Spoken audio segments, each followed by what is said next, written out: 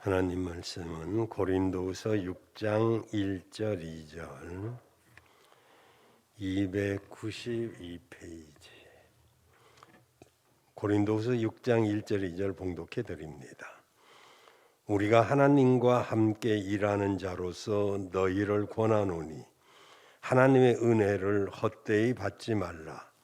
가라사대 내가 구원 은혜 베풀 때 너를 듣고 구원의 날에 너를 도왔다 하셨으니 보라 지금은 은혜 받을 만한 때요 보라 지금은 구원의 날이로다.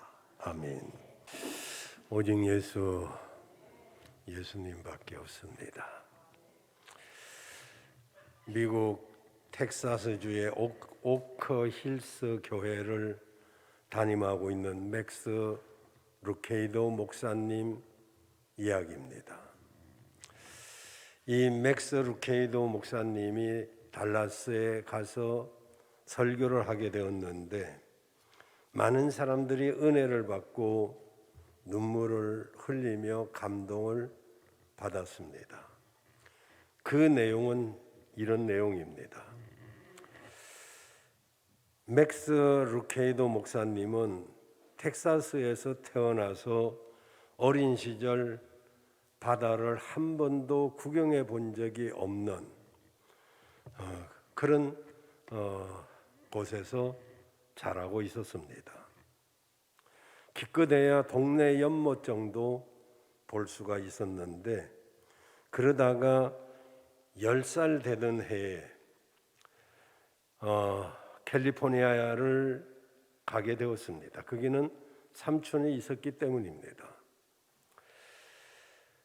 삼촌은 어린 맥스를 데리고 태평양 바다가 보이는 산타모니카 해변가를 가게 되었습니다. 넓은 백사장과 끝없이 펼쳐진 태평양 바다를 바다라고는 처음 본 이 맥스는 그만 얼이 빠지고 말았습니다.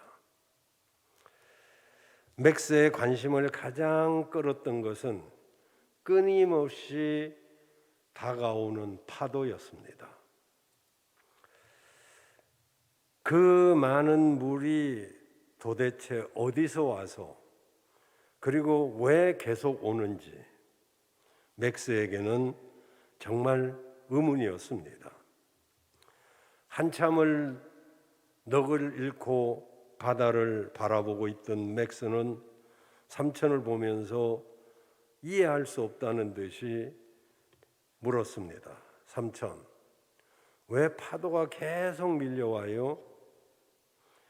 맥스를 바라보던 삼촌이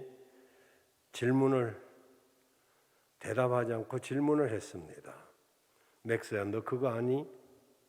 뭔데요? 오늘 밤에 와도 파도는 계속 밀려온단다.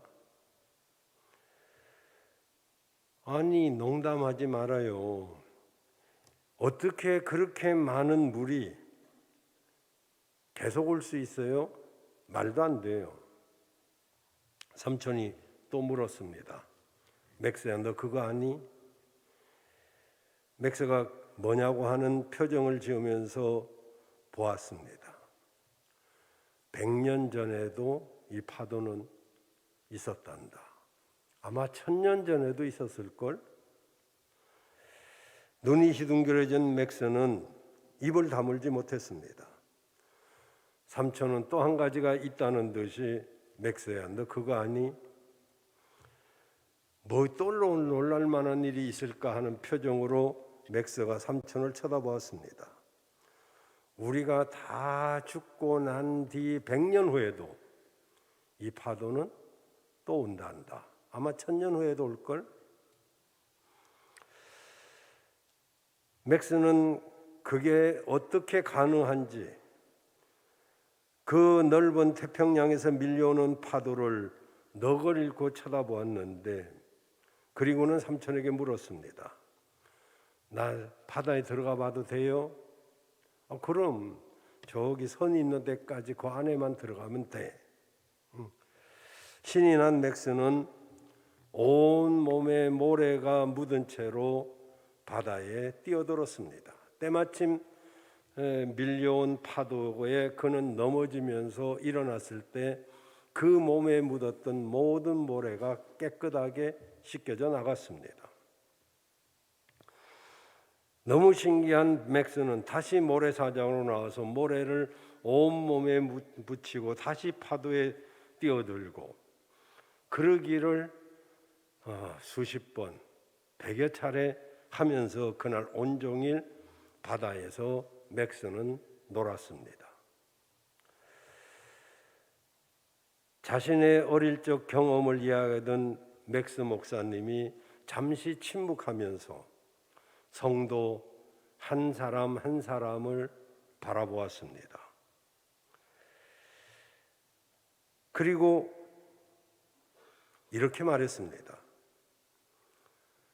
하나님의 은혜는 이와 같아서 1000번을 넘어져도 우리를 향해서 다시 밀려옵니다. 그 순간 마치 그 큰 예배당은 하나님의 은혜의 파도가 밀려오는 듯한 그 은혜의 감동이 성령의 역사함으로 거기에 임했습니다. 모든 성도들이 그 은혜에 압도되었습니다. 여기저기서 하는 탄식도 들렸고 마치 하나님의 은혜의 파도가 내게 끊임없이 10번이고 100번이고 1000번이고 우리는 은혜의 파도 앞에 그렇게 고백을 합니다. 하나님, 제가 죄를 지었음. 말이 끝나기도 전에 하나님의 은혜의 파도가 밀려옵니다. 하나님, 제가 지난 주에도 이번 주에도 죄를 지었음. 말이 끝나기 전에 하나님의 은혜의 파도는 우리에게 밀려오고 있습니다. 그렇습니다.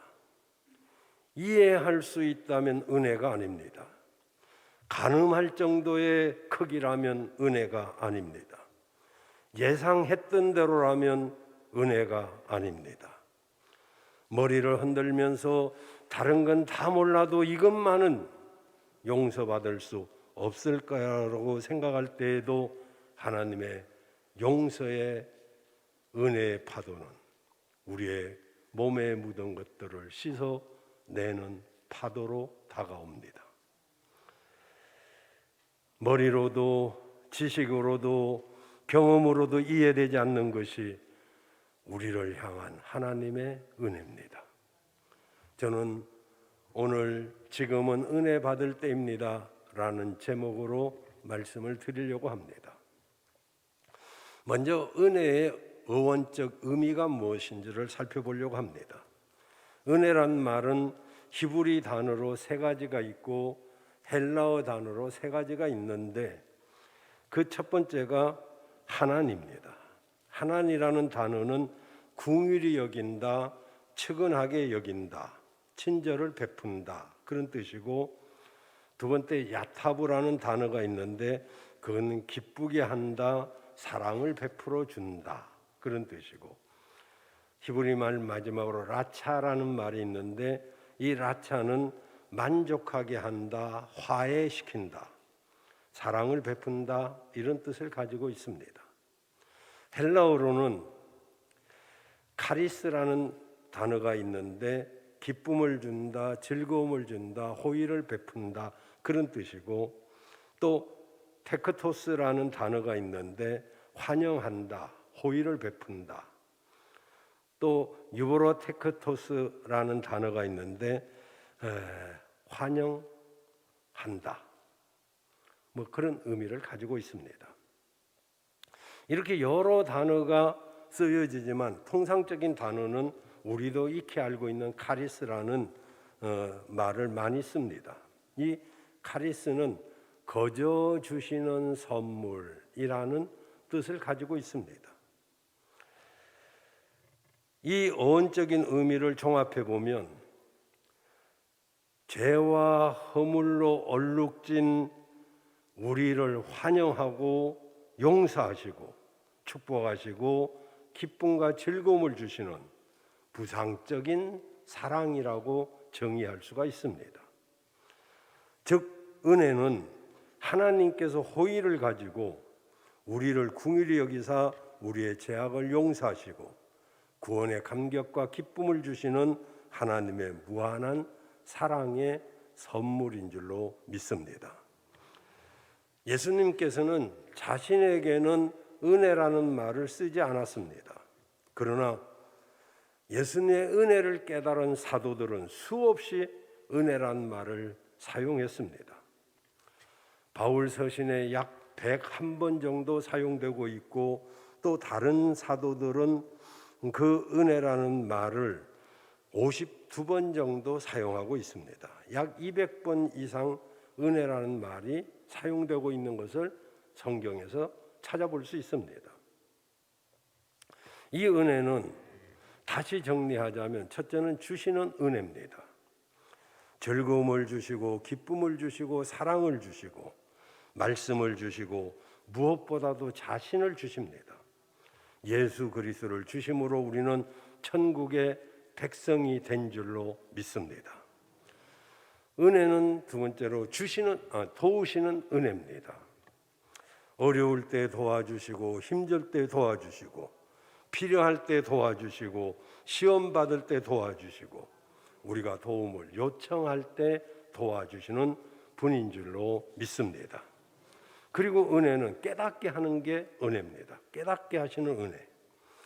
진리의 말씀을 듣고 깨닫게 하시고 죄를 깨닫게 하고 내가 은혜가 얼마나 필요함을 깨닫게 하고 그리고 영적인 세계를 깨닫게 하시고 하늘 비밀을 깨닫게 하시는 은혜. 이 은혜가 나와 여러분에게 임해야 될 줄로 믿습니다. 이런 은혜를 두 번째 우리가 받아야 된단 말이죠. 여러분 성도들이 왜 교회에 나옵니까? 구원받았기 때문에 당연히 나오는 것이지만 하나님 만나러 나오는 것이지만은 빼놓을 수 없는 이유가 있다면 거기다 더한다면 은혜 받기 위해서 나오는 것입니다. 성도들은 무조건 은혜 받아야 됩니다. 무조건 은혜 받아야 됩니다. 왜냐하면 성도는 은혜 받기 위해서 하나님 만나는 것이고 하나님 만나서 은혜 받고 돌아가야 우리의 모든 현실을 이겨낼 수 있는 힘을 얻을 수 있기 때문에 우리는 은혜를 받아야 될 줄로 믿습니다. 물론 불신자도 은혜를 받아야 되죠. 은혜 받아야 예수님이 나의 구주로 믿어지지 은혜 받지 않으려고 어떻게 예수님이 믿어집니까? 은혜 받아야 복음이 깨달아지고 은혜 받아야 성령님이 일하시는 옥토가 될 수 있고 은혜 받아야 기쁨이 생기고 은혜 받아야 평안이 임하고 은혜 받아야 우리가 주의 일을 할 수가 있는 것입니다. 내 생각대로 일을 하면 결코 그 일은 성공할 수가 없습니다. 은혜 받아야 그 은혜는 나를 새로운 마음을 나한테 주고 그리고 나를 새 삶을 살게 하기도 하는 것입니다. 그래서 나와 여러분은 어떻게 하든지 은혜를 받아야 될 줄로 믿습니다. 은혜란 내 방법이 아니라 하나님의 방법을 따르는 것이고 은혜란 자신과 세상을 초월하는 일입니다. 그리고 은혜란 천국 부자로서 면류관을 받는 길이기 때문에 우리는 은혜를 받아야 될 줄로 믿습니다. 만약에 여러분에게 은혜 받는데 지장되는 것이 있다면 그것이 무엇이든지 이 시간 내려놓기를 바랍니다. 내 생각이 은혜 받는데 지장이 된다면 내 생각을 내려놓아야 될 것이고 내 방법을 내려놓아야 될 것이고 내 수단을 내려놓아야 될 것입니다. 하나님이 주시는 은혜는 하나님이 끝없이 호의를 가지고 베풀어 주시는 그것을 받는 것이기 때문에 어렵지 않습니다. 하나님의 사랑을, 하나님의 은총을, 하나님의 축복을 그대로 받아들이는 것, 이것이 은혜이기 때문에 오늘 우리는 은혜를 받아야 될 줄로 믿습니다. 그러기 전에 2절 중간쯤에 뭐라고 말씀하고 있느냐면 보라, 지금은 은혜 받을 만한 때요. 보라, 지금은 구원의 날이로다. 여기 보라라고 하는 이 말에 우리가 주목해야 됩니다. 성경 전체 사실 보라는 말이 굉장히 많이 나옵니다. 우리가 무심코 지나가서 그렇지 여기 보라는 말은 엄청 나옵니다. 하나님의 일을 할 때 주님이 하신 말씀도 보라이고 백성을 깨닫게 하시려고 보라라고 하셨고 기적을 베풀 때도 보라고 하셨고 그리고 장차 이루어지는 일을 예언할 때도 보라, 주께서 가깝다, 보라, 인자가 오실 날이 가깝다. 이 모든 것을 보라라고 합니다. 이 보라라는 이 말은 영어로 behold라는 말인데 무엇을 바라보다, 주목하다, 집중하다 그런 뜻입니다. 명령형입니다. 지금 있는 자리에서 정신을 차리고 주목해서 집중해서 보라는 거예요. 왜냐하면 주목해서 집중해서 보지 아니하면 우리가 다른 것이 보일 수도 있기 때문에 그러죠. 그럼 왜 보라고 할까요? 왜 집중하라고 할까요? 왜 주목하라고 할까요? 은혜가 너무너무 중요하기 때문에 그렇습니다. 은혜 받지 못한 결과 좀 봐라. 은혜 받은 결과 좀 봐라. 은혜 받은 결과와 은혜 받지 못한 결과가 어떻게 좀 다른가를 보고 지금 은혜 받아야 된다. 이런 이야기입니다. 여러분 집중하시기를 바랍니다. 은혜가 너무너무 중요하기 때문에 은혜 받지 못한 결과를 한번 보실랍니까? 은혜 받지 못한 사람들의 모습을 한번 보십시오.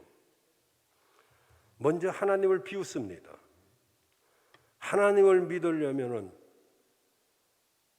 주먹도 세지도 않은 사람이 내 주먹을 믿으라 그러고 돈도 얼마 없는 사람이 하나님 믿으려면 내 돈을 믿어라 이러고 그럽니다. 하나님이 어디 있냐 이렇게 비웃습니다. 여러분 사도행전 2장 1절에서 5절에 보면 오순절 날이 이미 이르매 저희가 다 같이 한 곳에 모여 있더니 호련히 하늘로부터 급하고 강한 바람 같은 소리가 있고 불의 여 같은 것이 갈라져 각 사람에게 성령이 임했을 때 13절에 보면 이 은혜 받은 광경을 보고 저들이 뭐라고 하냐면 조롱합니다. 아이고 저것들 술 찐 거 아니야? 성령에 충만한 사람을 술 챘다고 그렇게 비웃습니다. 사도행전 3장에 보면 날 때부터 안전뱅이 된 사람이 40년간 성전을 옵니다.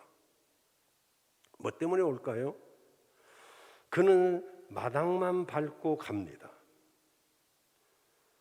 어느 날 베드로와 요한이 제9시 기도 시간에 하나님 앞에 기도하러 가는데 이 40년간 성전에 온 이 날 때부터 소경된 이 사람이 무엇을 봅니까? 우리 교회도 예전에 현대 아파트 앞에서 구두를 닦으시는 분이 계셨는데 제가 간혹 신방을 가면 저를 안 쳐다보고 제 구두를 쳐다보면서 목사님 오셨어요? 닦아야 되겠네요. 관심 있는 것만 보입니다. 여러분은 교회에 와서 뭘 보고 가십니까? 목사의 얼굴을 봅니까? 넥타이가 삐뚤어진 걸 봅니까? 어떤 걸 봅니까? 성가대를 봅니까? 무엇을 봅니까?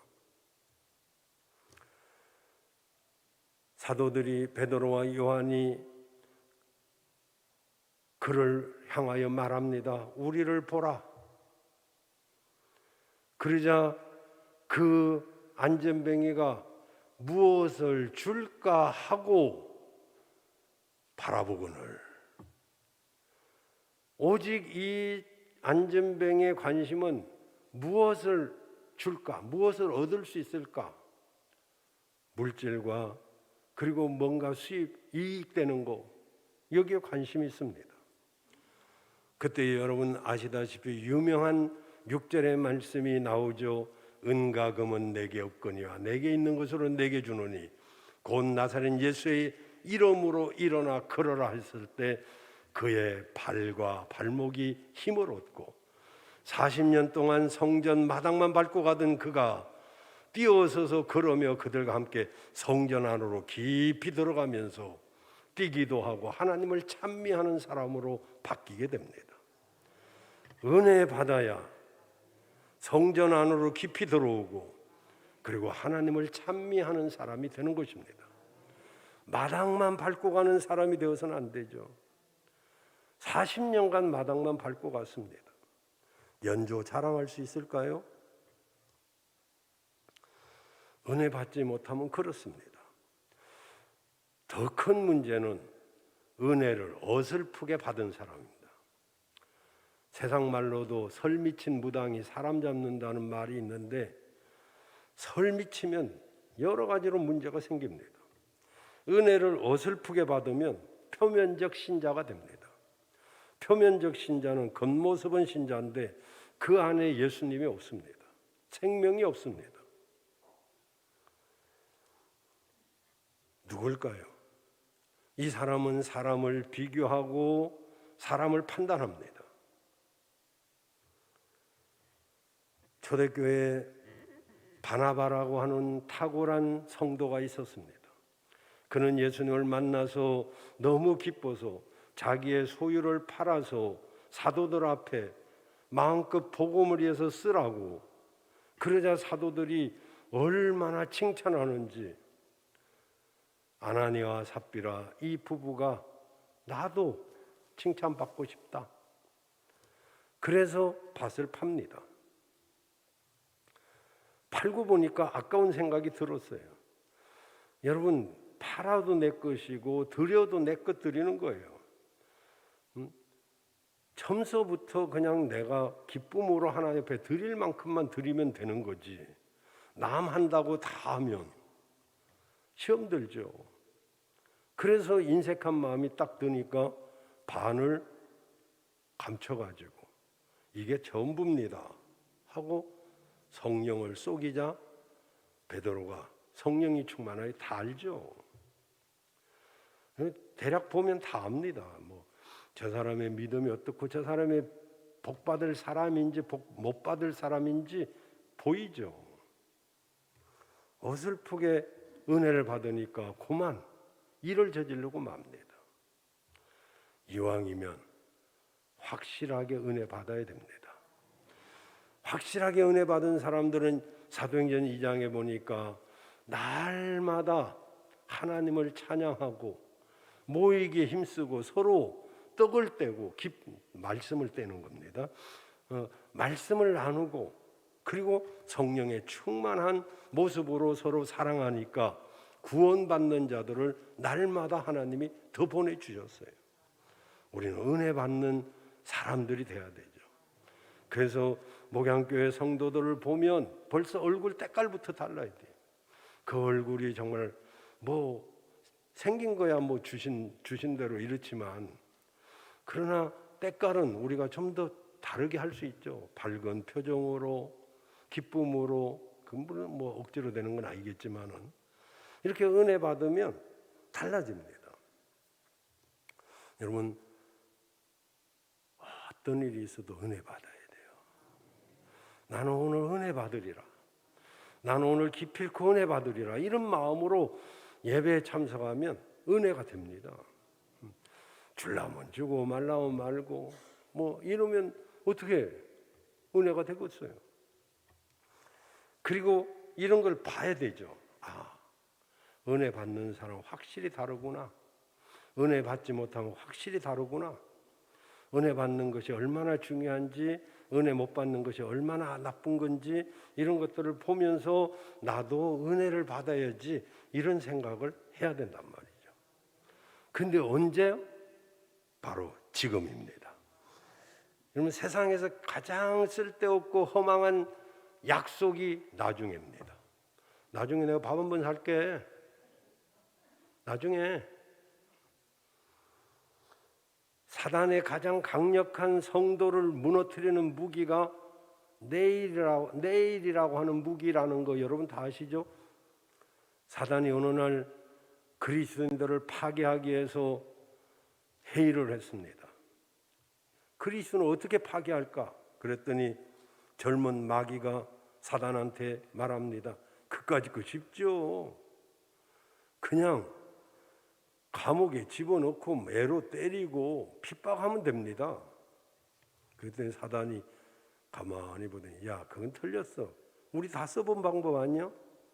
저것들은 핍박하면 핍박할수록 더 뭉치는데, 더 단단해지는데. 그러자 다른 마귀가 그럼 죽여버리면 되죠. 뭐 죽이면 끝이지. 그러니까 사단이 야, 순교가 가장 큰 상급이야. 순교당하는 것 같이 큰 상급이 없어. 저 사람들은 죽음도 겁을 안 내요. 그러자 저쪽 한쪽에 나이 많은 마귀가 한마디 했습니다. 이 방법을 하시는 게 제일 좋겠어요. 뭔데요? 그러니까 믿어라. 헌금도 해라. 봉사도 해라. 열심히 해라. 그런데 내일부터 이게 가장 비싸게 팔린 마귀의 경매 물건 중에 가장 비싼 거예요. 은혜를 받아도 다음에 내 형편되면, 내 마음이 좀 평안할 때, 내가 그래도 조금 괜찮은 여유가 있을 때 안 됩니다. 지금입니다. 보라, 지금이 은혜 받을 만한 때요. 사람들은 지금의 중요성을 잘 모릅니다. 황금이 귀한 걸 알고 현금이 좋은 줄 알지만 현금보다 황금보다 더 중요한 금이 지금인데요. 어떤 사람은요, 맨날 과거에 사는 사람이 있어요. 여러분, 여기 계신 분은 결코 노인이 안 되기를 바라요. 노인의 특징이 뭡니까? 과거잖아요. 과거. 왕년에 내가 그래도 잘 나갔고, 왕년에 내가 어떤 사람인데, 다 왕년 소용없어요. 또 어떤 사람은 미래. 난 미래에 어떻게 될 거야. 여러분, 미래를요, 긍정적으로나 보면 괜찮아. 미래를 불투명하기 때문에 미래에 대해서 별로 확신도 없습니다. 그래서 어떤 미래학자는 모든 것을 아주 부정적으로 봅니다. 교회도 미래에는 정말 어려울 것이다. 이렇게 부정적으로 봅니다. 근데요, 여러분, 과거를 거울 삼아 오늘을 충실하게 살아야 미래도 있는 것입니다. 오늘이 중요해요. 오늘 꼭 은혜 받아야 돼요. 오늘 꼭 말씀을 내 것으로 삼아야 돼요. 여러분, 은혜 받으시길 바라요. 지금 받아야 돼요. 지금 해결해야 됩니다. 지금이 은혜 받을 만한 때입니다. 왜냐하면 내가 힘들거든요. 내가 지금 문제가 있거든요. 우리 집에 문제가 있고, 우리 자식에게 문제가 있고, 내 사업에 문제가 있고, 내 건강에 이상이 있는데 언제로 미룹니까? 지금 은혜 받고 지금 해결받아야 되지 않겠어요? 오늘 주님, 나는 은혜 받고 가겠습니다. 나는 오늘 은혜 받으리라. 여러분 마음이 되시길 바랍니다. 그러면 다섯 번째로, 은혜 받으려면 어떻게 해야 될까요? 성도는 무조건 은혜 받아야 된다고 말씀을 드렸어요. 사실 하나님의 은혜는 지금도 파도처럼 밀려오는데 왜 나는 물 한 방울도 안 붙일까요? 왜 은혜 한 방울도 나한테는 없을까요? 은혜 받는 것을 모르기 때문인가요? 은혜 받으려면 몇 가지가 있어야 되는데, 첫째, 믿음이 있어야 됩니다. 여러분, 기독교의 모든 은혜는 믿는 자에게 주시는 은혜예요. 일반적으로 햇빛과 비와 공기는 생존을 위한 3대 요소입니다. 생존을 위해서는 햇빛과 비와 공기, 이 세 가지는 무료로 하나님이 주셨어요. 그걸 일반 은혜라고 그래요. 모든 사람에게 골고루 주시는 하나님의 은혜입니다. 믿든지 안 믿든지 그건 상관없습니다. 그 생존을 위한 3대 요소, 햇빛과 비와 공기, 이 세 가지를 주시는데, 그러나 그런 차원을 넘어서 하나님의 특별한 은혜는 믿음을 통해서 오는 것입니다. 그래서 우리 믿는 사람들은 믿음을 최고로 생각해야 돼요. 믿음이 있기 때문에 하나님을 기쁘시게 할 수 있고, 믿음 때문에 천국 가고, 믿음 때문에 우리가 여러 가지 곤고한 어려운 일도 당하는 것 아니겠어요? 그래서 여러분, 믿음 제일주의로 사시길 바라요. 그리고 두 번째로는 은혜를 사모해야 됩니다. 여러분, 하나님의 은혜는 사모하는 영혼에게 부어집니다. 사모하지 않으면 은혜가 올 수가 없어요. 사모하는 영혼을 만족해 주신다고 그랬지, 은혜가 뭐 있든 말든 뭐 오든 말든 그런 사람에게는 은혜가 임하지도 않고 와도 소용이 없어요. 하나님의 은혜가 파도처럼 오고 또 오고 또 와도 나하고는 상관이 없어요. 그냥 모래 묻은 채로 나 살래요. 죄악이 덕지덕지 묻은 채로 살래요. 이러면 파도가 와도 소용이 없어요. 왜? 물 묻히는 게 싫은데. 여러분, 은혜 받으려면 사모하는 마음이 있어야 됩니다. 하나님, 내게 물방울이 아니라 그냥 풍덩 은혜, 그 물에 나 담궈 주십시오. 나 모든 것을 새롭게 하고 싶습니다. 깨끗하게 하고 싶습니다. 오늘 그런 여러분 되시길 바랍니다. 세 번째로는요, 모이기에 힘써야 됩니다. 여러분, 물도 모여야 힘이 생기죠. 물 한 방울은 별거 아니지만 그것이 같은 자리에 똑똑똑똑 떨어지면 돌도 구멍이 생깁니다. 그 물이 시냇물이 되고 강물이 되고 바다가 되면요, 무한한 힘이 있죠. 바닷물같이 힘 있는 게 어디 있겠습니까? 불도 마찬가지. 모여야 불도 활활 붙는 것이지, 장작이 아무리 마르고 불 잘 붙는다 해도 한 개 가지고는요 얼마 못 갑니다. 여러분 중에서도 혼자 믿어도 잘 믿을 사람이 있긴 있어요. 그렇지만 혼자 얼마나 갈 것 같아요. 그래서 자꾸 모이면 힘이 생겨요. 그래서 초대교회에도 모이기를 힘썼어요. 지금 코로나 시대 가장 문제가 뭡니까? 모이는 것이 폐해졌잖아요. 이 정부의 방역 대책, 그것이 옳으냐 잘못됐냐 뭐 이런 걸 말하려고 하는 게 아니라, 거기에 대한 교회의 대응이 너무 미약했다는 거예요. 정부에서 놀래버렸대요.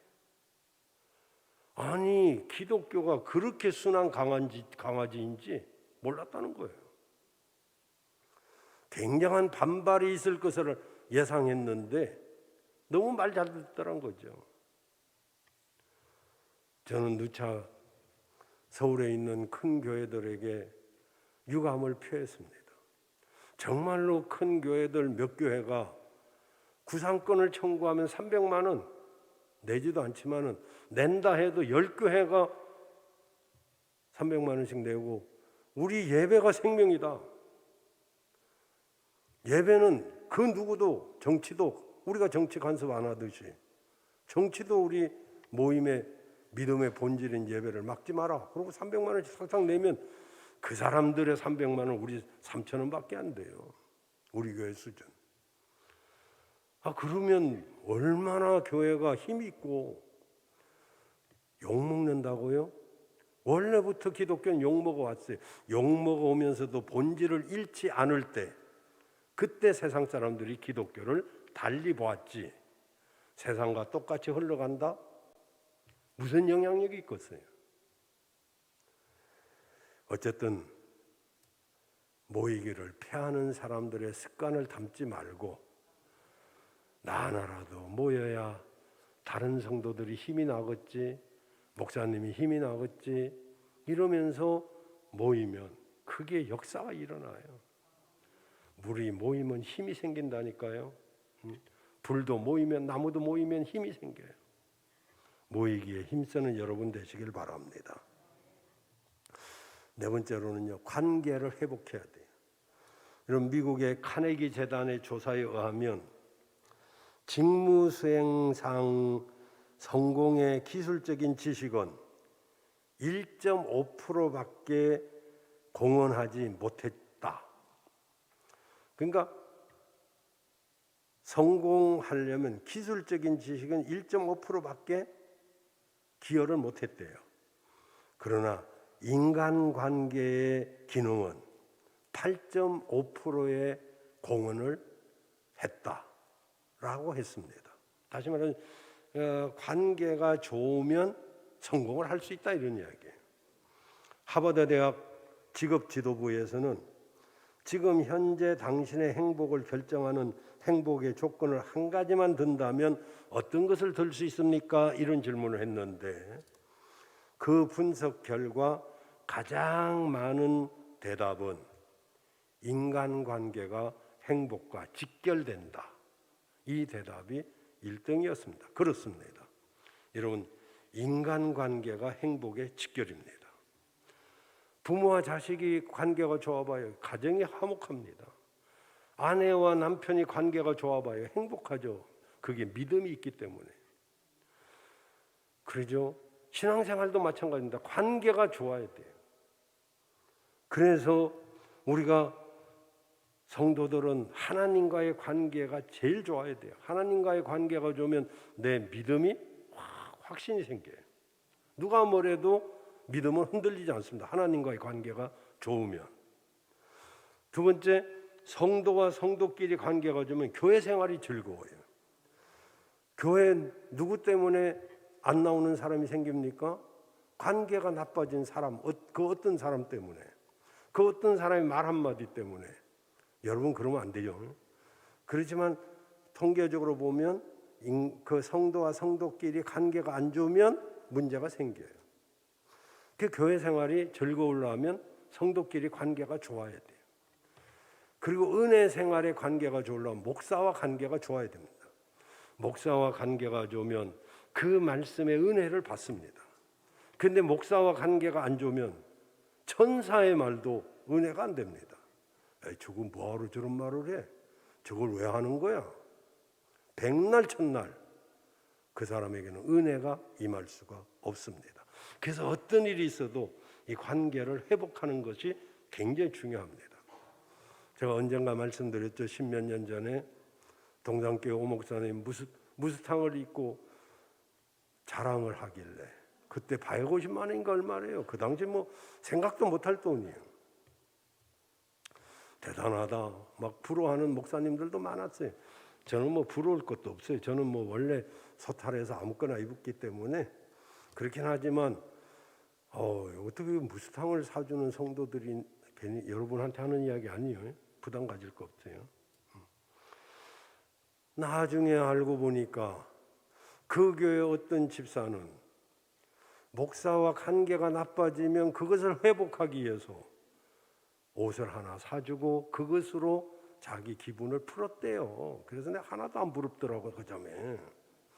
그러나 그렇게라도 관계를 풀려고 하는 사람이 있다는 거, 그건 교훈이 된다. 그런 생각을 했어요. 그러지 않아요? 내가 왜 신앙생활 오랫동안 하는 동안 관계가 좋기만 하겠어요? 이 사람하고 관계가 안 좋을 수도 있고 심지어는 목사하고도 관계가 안 좋을 수도 있겠지. 그러나 풀려고 해봤나요? 정말로 풀려고 관계가 좋아지려고 노력을 한다면 서로가 마찬가지지. 뭐 너만 풀어라 이것도 안 되는 이야기고 나만 풀자 이것도 안 되는 거지만은 관계가 풀어지면 그때부터 은혜가 오기 시작해요. 그러면 나도 살고 너도 살고 다 사는 거예요. 여러분, 은혜 받아야 돼요. 무스탕을 사줘서라도 은혜를 받아야 된다니까. 나한테 필요 없어요.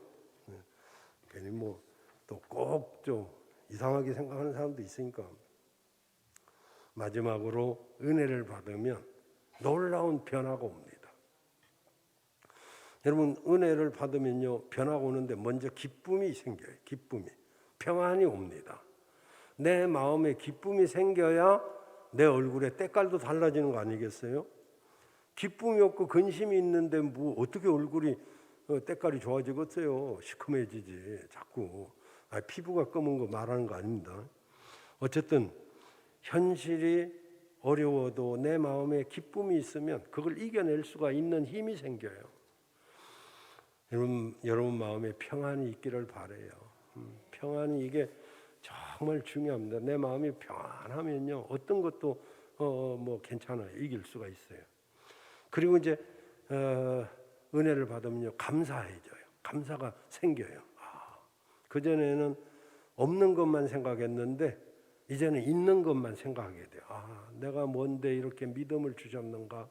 내가 뭔데 이렇게 우리 가정이 이렇게 평안한가? 내가 이렇게 이렇게 여러 가지로 감사가 생깁니다. 저는 여러분 모두에게 감사가 있기를 바라요. 교회를 봐도 좀 감사하시길 바라고요. 성도들을 봐도 감사하시길 바라고 또 목사를 봐도 좀 감사하시길 바라요. 감사하면 감사거리로 다 바뀌어져요. 다 바뀌어져요. 그리고 은혜 받으면 능력이 생깁니다. 환경을 이길 수가 있어요. 어떤 일을 이길 수 있습니다. 우리 몸에 면역이 생겨요. 그래서 질병도 이길 수 있는 힘이 생깁니다. 기쁘고 평안하고 감사가 있는데 무슨 질병이 거기에 버티고 있겠어요? 바이러스 막 나가는 거 안 보여요? 여러분 진짜 기뻐하고 감사하고 평안해 봐요. 그러면 바이러스도 나간다니까요. 믿으시길 바랍니다. 그리고요 은혜를 받으면 겸손해집니다. 은혜 못 받아봐요? 교만해지죠. 은혜 받으면 겸손해지고 순종하게 되고 정말 복을 받아들일 수 있는 그 터전이 탁 되죠. 여러분 오늘 하나님의 은혜의 파도가 우리에게 밀려오고 있습니다. 받아야 됩니다. 그래서 여러분 모두가 은혜 충만해서 이 현실, 어려운 현실 이겨내고 여러분 가정의 형편도 이겨내고 우리의 믿음 생활도 기쁨으로 할 수 있기를 바랍니다.